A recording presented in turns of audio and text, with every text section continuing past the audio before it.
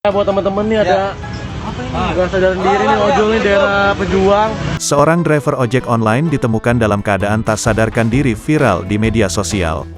Diunggah akun Instagram komedi @dagelan, hingga dikomentari ribuan warganet pada Selasa, tanggal 22 Februari tahun 2022. Driver ojol gondrong ini nampak menutup mata dan membuka mulutnya. Saat dikerumi sejumlah orang, ia dikira sedang dalam keadaan pingsan. Bahkan si perekam sudah melaporkan untuk mencari keluarga driver ojol tersebut. Terlihat pula dua orang polisi yang berada di lokasi kejadian.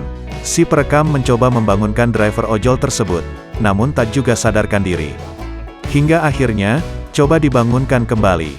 Driver ojol langsung membuka mata dan kaget. Ia pun ternyata hanya tidur sejenak, karena kelelahan. Momen itu membuat sejumlah orang yang berada di lokasi kejadian langsung menghela napas.